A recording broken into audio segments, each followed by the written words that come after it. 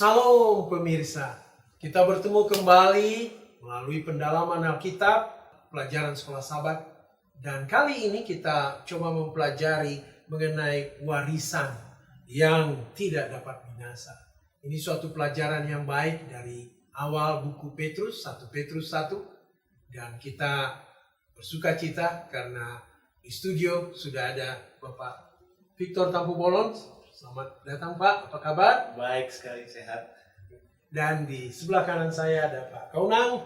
Apa kabar Pak Kaunang? Luar biasa.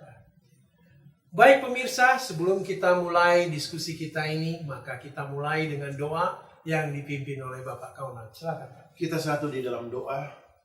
Iya Bapa, iya Yesus dan Roh Kudus. Inti pelajaran yang sementara diberikan oleh Rasul Petrus adalah tentang kealahan yang benar, sehingga melahirkan kebenaran dan kekudusan yang luar biasa.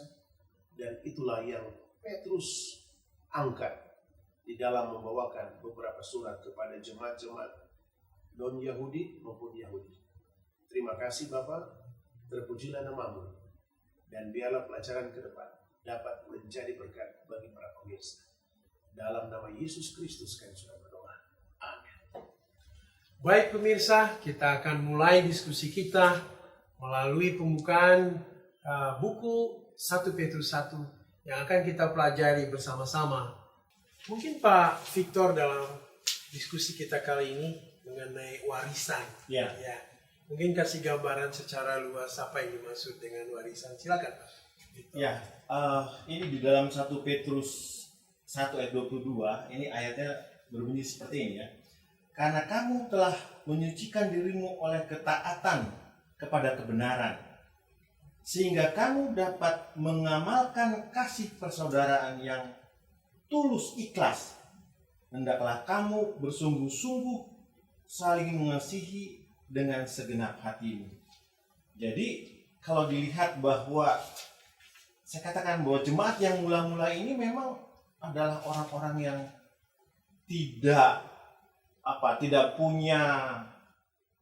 tidak punya sesuatu yang ditutup-tutupi. Mereka benar-benar ikhlas ya, bersaudara. Apa yang saya punya boleh dibagikan ya, kamu boleh makan.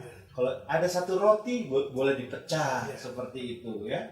Jadi Petrus ini mengingatkan kita bahwa orang-orang asing yang ada diikuti oleh suatu pengajaran yang baik dari dia itu, bahwa mereka juga harus melanjutkan suatu warisan yang sudah diajarkan oleh Yesus ya. Sehingga mereka melihat bahwa oh iya, jemaat yang mula-mula ini sedemikian baiknya mereka. Nah, ini yang kita bisa lihat dari pelajaran yang bisa kita lihat, bahwa warisan ini memang benar-benar diturunkan oleh siapa? Oleh Yesus. Bahwa kita harus mengikuti itu. Ajarannya seperti itu kira-kira. Luar biasa. Oke. Mungkin Pak Kaunang ini mengenai kemana sebetulnya buku Petrus ini diarahkan tulisannya. Karena kita sekarang mulai mendalami ini mengenai 1 Petrus, ya kan? Kepada siapa ini kira-kira tulisan ini yang mau disampaikan oleh Petrus? Silakan Pak. Jadi para pemirsa yang profesional ataupun yang berhubungan dengan hal itu, memang kalau kita di kantor biasanya kalau kita buat memo ada kepada, dari, perihal, tanggal dan sebagainya. Kelihatan buku 1 Petrus itu berkisar di situ. Saya Petrus, saya akan buat surat buat jemaat yang ada di daerah Kapadokia, daerah Asia, daerah Bitinia, daerah Pontus, daerah Galatia, atau saat ini disebut dengan daerah Turki modern. Nah, aplikasi dari surat-surat Petrus ini ada dua hal. Ini ada terjadi polemik antara Rasul Paulus dan Petrus bahwa surat itu ditujukan kepada diaspora. Bisa juga seperti itu, maksudnya orang-orang buangan dari Yahudi ke tempat-tempat yang lain. Tetapi pembuktiannya sangat sederhana. Sesuai dengan pertanyaan Pak Darwis, dalam 1 Petrus 4 ayat 3, surat ini ditujukan kepada orang yang non-Yahudi. Dibuktikan dengan di sini. Penyembahan berhala yang terlarang. Bisa kita baca ayat semuanya. Dikatakan bahwa semua rupa-rupa hawa nafsu, keinginan, kemabukan, pesta pora, perjamuan minum, dan penyembahan berhala yang terlarang. Jadi indikasinya di dalam pelajaran hari Minggu ini adalah pelajaran Petrus atau surat Petrus ini ditujukan kepada orang-orang yang diaspora. Ya. Untuk membuat mereka lebih banyak wawasan rohani, dan obat rohani ini bisa membuat orang-orang yang non-Yahudi bertobat dan menjadi orang Kristen. Dalam penekanan surat Petrus adalah orang-orang Kristen. Luar biasa. Jadi ini juga berarti tulisan ini ya ditujukan kepada kita juga ya Pak. Jadi ini makanya kita harus pelajari, karena walaupun dulu dituliskan kepada mereka, tetapi tentu diarahkan kepada kita juga, sehingga kita boleh mendapat pelajaran dari sana. Ya mungkin Pak Victor mengenai dipilih. Iya. Jadi ini kita dibilang dipilih sesuai dengan rencana Allah. Silakan Pak Victor, mungkin bisa gambarkan. Iya. Kita ingat bahwa Yesus sebagai mediator, ya, Yesus sebagai mediator, dia turun ke dunia ini kan menjembatani, ya. Menjembatani bahwa orang yang berdosa hanya melalui siapa? Melalui Yesus. Ya. Tidak ada jalan lain, hanya satu. Kenapa melalui Yesus?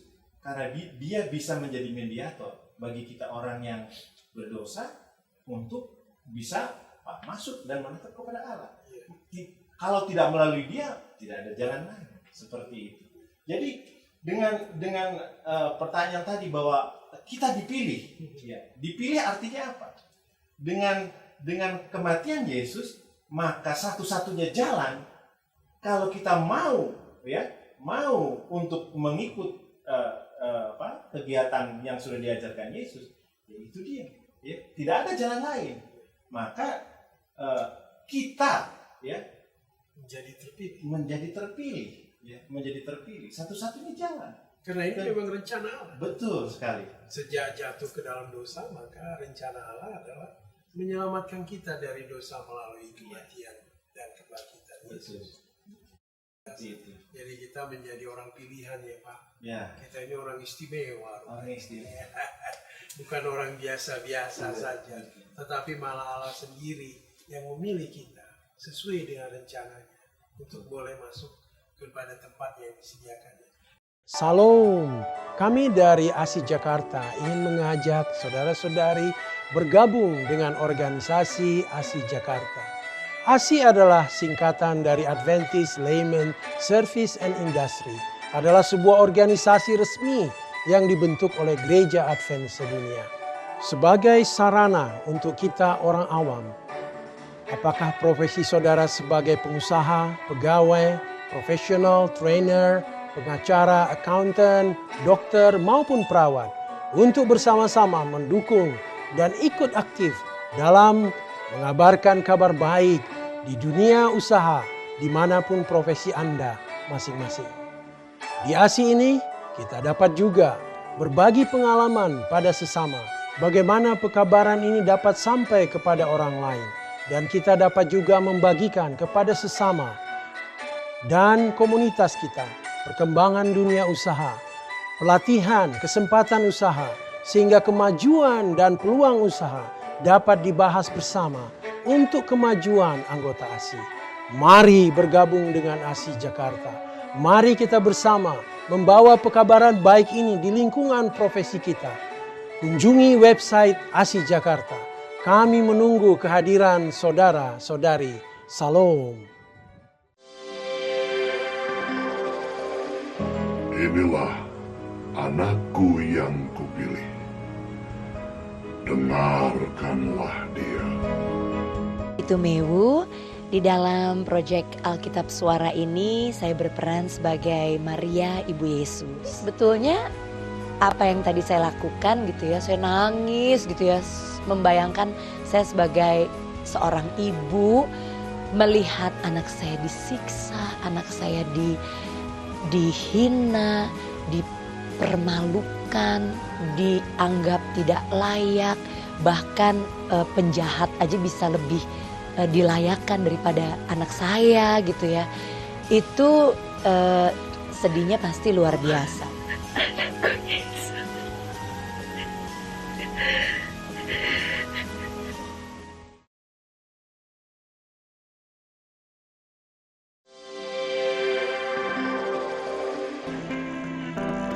Si tuanku, Janganlah kiranya lampaui hamba-Mu ini.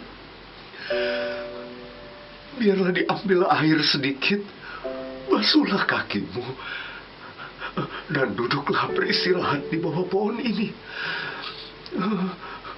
Biarlah ku ambil sepotong roti, supaya Tuhan segar kembali.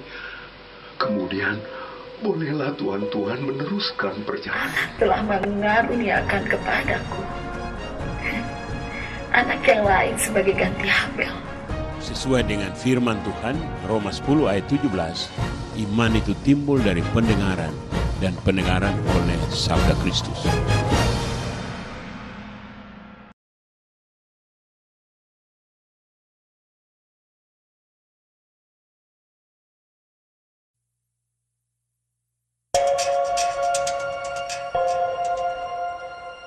Alkitab Suara adalah sebuah Alkitab audio yang dikemas secara dramatis, dan di dalam setiap kitab, satu tokoh hanya diperankan oleh satu orang.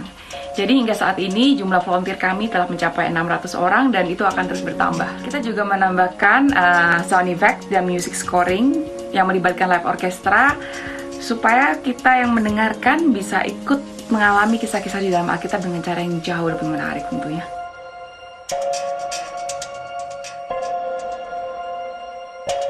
Alkitab Suara bisa Anda dengarkan melalui SoundCloud streaming. Caranya mudah, download aplikasi SoundCloud di gadget Anda melalui Google Play maupun App Store, lalu follow akun kami Alkitab Suara. Selain itu, Anda juga bisa mendapatkannya dalam bentuk CD dan MP3 yang bisa Anda download secara gratis melalui website kami.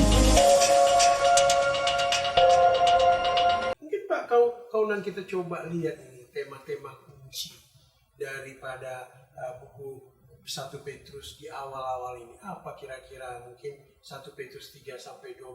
Kira-kira apa sih kata-kata kunci yang perlu kita tahu sehingga pemirsa di rumah boleh mendapat gambaran? Silakan. Oke Pak Darwis, terima kasih pertanyaan yang baik. Saya bagi dua. Ya. Jawaban yang spesifik dan jawaban umum. Ya. Yang pertama, kalau kita lihat didasari dalam 1 Petrus 1 ayat 3-12, secara spesifik dibahas ada 3 hal. Yang pertama adalah oknum kealahan Allah Bapa, yang kedua adalah Yesus Kristus atau anak domba Allah, dan ketiga Roh Kudus. Inilah inti pelajaran. Allah sudah mengirimkan melalui Dewan Musyawarah Sorga, Yesus Kristus untuk mati menyelamatkan orang berdosa. Yang kedua, Yesus sudah bangkit dan mati dan bangkit. Ini adalah satu hal yang misterius. Dan yang ketiga, kita akan belajar, Roh Kudus akan mengkilek-kilek kita, mengkorek-korek kita. Itu dosa, jangan buat dosa itu. Nah, itulah yang judul spesifik dalam buku 1 Petrus 1 ayat 3-12. Yang umum ada kurang lebih 5. Yang pertama saya bacakan. Seluruh kehidupan mereka telah diubahkan oleh kebangkitan Yesus. Kalau Yesus tidak bangkit, sia-sia, kata Petrus. Itu yang disebut dengan warisan yang luar biasa untuk pengikut Yesus. Yang kedua, orang Kristen telah dilahirkan kembali, baptiso. Kalau Yesus tidak berikan contoh, bagaimana mereka disebut kasih karunia? Yang ketiga, kebangkitan Yesus adalah kunci kepada apa? Pengharapan Kristiani. Setan akan tepuk tangan, loh, bos Anda aja tidak bangkit, apalagi. Yang keempat adalah penderitaan ini menguji umat Kristen pada saat itu sama seperti dimurnikan seperti emas, menjadi iman yang soleh. Dan yang terakhir, kasih karunia yang diuntukkan bagi kamu adalah secara cuma-cuma. 1 Petrus 1 ayat 10 dan banyak lagi, Pak. Inilah spesifik dan umum tentang tema-tema kunci di dalam surat Petrus 1 ayat 1 sampai 3 dan sampai ayat 12. Luar biasa. Jadi ini pekabaran yang penting dalam kehidupan kekristenan kita ya Pak. Mengenai kealahan itu. Kita harus paham benar kealahan ini. Dan hal-hal yang diungkapkan tadi, hal-hal yang penting dalam kehidupan kita sebagai orang Kristen, supaya kita boleh mencapai tempat yang Tuhan telah janjikan. Kalau kita tidak lakukan, maka akan sia-sia pelajaran kekristenan kita. Nah, mungkin Pak Victor ini menggambarkan kepada kita bagaimana kita harus menghidupkan kehidupan keselamatan itu supaya kita jangan sia-sia. Mungkin silakan Pak. Setelah Yesus mati, maka dia naik ke dalam kerajaan surga, maka kita mempunyai pengharapan. Ya kan? Karena upah dosa adalah apa? Maut. Begitu upah dosa adalah maut, tidak ada lagi kita berfungsi di situ. Dengan adanya Yesus mati menjadi mediator, maka kita punya apa? Pengharapan. Ya kan? Punya pengharapan. Nah, bagaimana pengharapan itu kita jaga? Nah, ini yang paling penting. Yang paling penting. Ya, kita kalau mau punya pengharapan, ya hidupkanlah kehidupan yang mana? Yang suci. Ya. Yang menceritakan orang yang punya pengharapan. Ya kan? Harus seperti itu. Ya, di dalam ayat-ayat Alkitab pun mengatakan bahwa orang yang hidupnya suci, maka apa? Dia yang berkenan di hadapan Allah. Itu dia. Jadi, kalau panggilan kehidupan kita itu seorang yang punya pengharapan, ya lakukanlah seorang yang apa? Yang punya pengharapan. Jangan lakukan kehidupan yang tidak suci. Saya pikir itu sesuatu patokan yang harus kita ikuti di dalam kehidupan kita. Mungkin kita harus tabiat Kristus itu kita hidupkan. Betul. Supaya kita boleh mungkin tidak tabiat yang sempurna mungkin, tapi kita sudah mulai di dunia ini. Sehingga kita boleh bawa tabiat itu nanti ke surga tabiat Kristus itu. Ada contoh. Silakan. Ya kan? Contohnya kan kita nggak usah mencari misalnya kepada Pak Darwis, kepada Pak Kaunang, satu tokoh yaitu Yesus. Bagaimana kehidupan dia di dunia ini? Ya kan seperti itu. Ya kalau kita mengatakan bahwa tidak bisa 100% kita mengikuti kehidupan Yesus, kan kita bisa lihat bagaimana dia kecil, kemudian tumbuh besar, dewasa, dia bisa membantu orang tuanya, kemudian pada masa dia mengajar kepada murid-muridnya, bagaimana dia menjadi seorang leader, menjadi seorang yang menjadi panutan, seperti itu di dalam kehidupannya. Kita bisa lihat ke sana. Jadi kita tidak bisa melihat satu tokoh, melihat satu misalnya seorang yang selalu membawakan firman, kemudian membawakan firman itu bisa jatuh. Wah, ini yang saya lihat dulu. Saya lihat Pak Kaunang, Pak Kaunang jatuh. Saya tidak bisa lihat. Saya lihat Pak Darwis jatuh. Jadi kalau kita misalnya, maksudnya itu sebagai contoh saja gitu ya.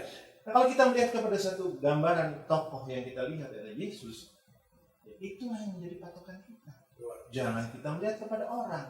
Kira-kira seperti itu, Pak. Jadi apapun yang terjadi dengan orang lain kita harus tetap alihkan pandangan kita kepada Yesus. Betul. Karena biarlah satu-satunya teladan kehidupan kita. Nah ini Pak Kaunang ini, kita salah satu tentu Yesus menunjukkan kasihnya. Nah bagaimana ini saling mengasihi, mungkin Pak Kaunang kasih gambaran kepada kita. Silakan Pak Kaunang. Jadi menyambung Pak Victor tadi, Pak Victor sudah terangkan dengan baik. Memang dalam Imamat 11, Allah itu adalah kadas. Itulah sebabnya kata kadas ini kita harus pegang sebagai umat yang sisa saat ini. Menunjuk kepada kebenaran. Nah kalau kebenaran sudah oke, tetapi lifestyle kita sebagai orang-orang Kristen tidak sesuai dengan kadas dan kebenaran, tanda tanya Pak, question mark. Itulah sebabnya di sini diaplikasikan ada 4 macam kasih. Kasih eros, kasih filio, kasih storage. Namun penekanan di sini kepada kasih agape. Nah kalau kasih agape, Petrus katakan dalam 1 Petrus 1 ayat 22, adalah mengasihi dengan setulus-tulusnya sampai di dalam. Kalau storage, filio, dan eros itu adalah sentimental, emosional kasih. Penekanan di sini adalah kadas kebenaran didukung oleh apa? Lifestyle kita sebagai orang-orang Kristen yang sudah menerima kebenarannya.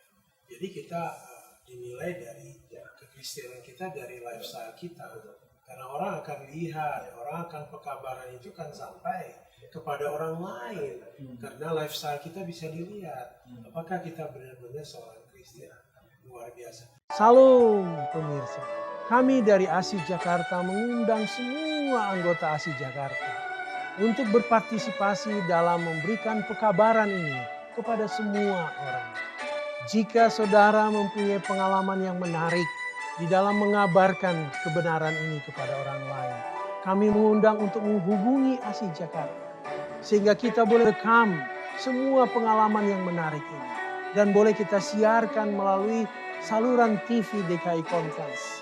Dengan demikian maka kesaksian itu boleh didengar dan dilihat orang lain. Sehingga orang lain juga boleh tertarik untuk ikut aktif di dalam mengabarkan kebenaran ini. Kunjungi website kami ASI Jakarta dan kirimkan semua apa yang menarik yang boleh kita beritakan di dalam pekabaran ini. Terima kasih atas partisipasi Anda. Salam. Inilah anakku yang kupilih. Dengarkanlah dia. Itu Mewu. Di dalam proyek Alkitab Suara ini saya berperan sebagai Maria Ibu Yesus. Betulnya apa yang tadi saya lakukan gitu ya, saya nangis gitu ya, membayangkan saya sebagai seorang ibu melihat anak saya disiksa, anak saya dihina, dipermalukan, dianggap tidak layak, bahkan penjahat aja bisa lebih dilayakkan daripada anak saya gitu ya. Itu sedihnya pasti luar biasa. Anakku Yesus.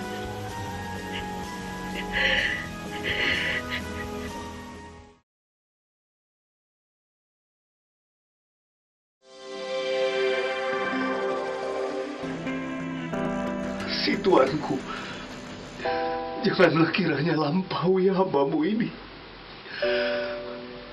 Biarlah diambil air sedikit, basuhlah kakimu, dan duduklah beristirahat di bawah pohon ini. Biarlah ku ambil sepotong roti, supaya Tuhan segar kembali. Kemudian, bolehlah Tuhan meneruskan perjalanan. Telah mengaruniakan kepadaku anak yang lain sebagai ganti Habel. Sesuai dengan firman Tuhan, Roma 10 ayat 17, iman itu timbul dari pendengaran, dan pendengaran oleh sabda Kristus.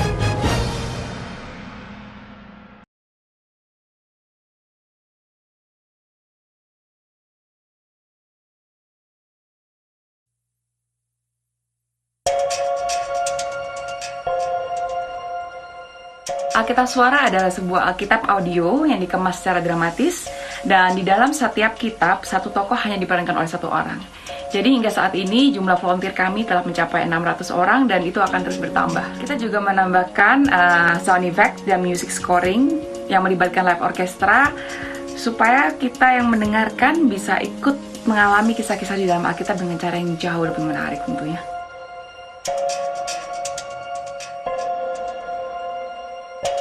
Alkitab Suara bisa Anda dengarkan melalui SoundCloud streaming. Caranya mudah, download aplikasi SoundCloud di gadget Anda melalui Google Play maupun App Store, lalu follow akun kami Alkitab Suara. Selain itu, Anda juga bisa mendapatkannya dalam bentuk CD dan MP3 yang bisa Anda download secara gratis melalui website kami. Mengakhiri diskusi kita pada kali ini mungkin memberikan beberapa kesimpulan 2-3 poin yang mungkin bisa kita berikan kepada pemirsa. Silakan Pak. Oke, 3 poin Pak. Ya, yang pertama adalah Yeremia 17 ayat 7. Diberkatilah orang yang mengandalkan Allah dan menaruh harapan kepada Allah. Artinya bahwa kita tidak boleh lagi melihat-lihat kesalahan Petrus Pak untuk saat ini. Karena Petrus sudah membuat kita satu contoh yang positif bagaimana meninggalkan sifat-sifat yang tidak baik. Jangan kita contohkan, bertobatlah kamu sementara meminum sesuatu yang dilarang ya. Bertobatlah kamu sementara tinju dengan orang lain. Itu repot Pak. Yang kedua adalah dikatakan di dalam buku Selected Message jilid 1 halaman 373 dan 376. Dikatakan bahwa Petrus melalui suratnya dengan perenungan pada sifat-sifat ketuhanan. Jadi pada saat dia menulis surat itu, dia meminta inspirasi Roh Kudus. Sehingga catatan-catatan surat itu dapat dibaca oleh orang lain dengan catatan bahwa, wah, ini surat ini bukan surat cinta yang biasa-biasa. Surat cinta yang membawa kepada kebenaran yang sejati adalah Yesus Kristus. Dan yang terakhir dikatakan bahwa konsekuensinya, Pak. Bila mana orang-orang Kristen tidak melakukan hal itu, maka apa? Penghakiman terjadi bagi saya dan saudara. Namun konsekuensi positif. Bila mana kita melakukan hal itu, maka kita disebut dengan apa? Anak-anak yang berbahagia. Sabaslah hamba yang setia. Orang pilihan. Daremda. Mungkin Pak Victor kasih 2-3 poin Pak. Jadi warisan saya lebih senang untuk membaca di dalam Testing for the Church, jadi mainin di halaman 743 ya. Betul. Ditulis oleh Ellen G. White ini mengamati bahwa Allah memerintahkan kita, kuduslah kamu, sebab aku kudus. Dan seorang rasul yang diilhami menyatakan bahwa tanpa kekudusan tidak seorang pun akan melihat Tuhan. Kekudusan adalah perjanjian dengan Allah. Oleh dosa, gambar Allah dalam manusia dirusak dan hampir-hampir lenyap. Adalah perjanjian Injil untuk mengembalikan apa yang telah hilang. Dan kita bekerja sama dengan agen ilahi dalam pekerjaan ini. Wah, ini sangat luar biasa ya. Ini sudah jelas begitu ya, itu yang dituliskan oleh Ellen G. White. Kira-kira begitu Pak Ya, Doris. terima kasih Pak. Demikian pemirsa diskusi kita kali ini mengenai warisan yang diberikan kepada kita. Dan kami berharap pemirsa mendapatkan pekabaran yang baik, pentingnya mengenai keselamatan bagi kita dan juga bagi orang lain. Kami berharap bahwa pemirsa boleh membawa sesuatu yang baik dari diskusi ini untuk kehidupan kita sebagai seorang Kristen. Baik, kami akan tutup diskusi ini dan kami minta doa dipimpin oleh Bapak Victor. Silakan Pak. Mari kita berdoa. Bapa kami yang di surga, kami mengucapkan syukur kepada Tuhan di mana kami sudah menyelesaikan diskusi kami. Kami sebagai umat manusia mendapatkan suatu kepastian bahwa bila mana kami mengikuti semua kehendak, semua yang sudah digariskan, kami tidak akan binasa, tetapi kami memperoleh kehidupan yang kekal di kemudian hari Tuhan. Terima kasih Bapa, karena janji-Mu begitu pasti bagi kami. Ampuni dosa kami yang itu banyak Tuhan, di dalam nama Yesus kami sudah berdoa dan mengucap syukur. Amin.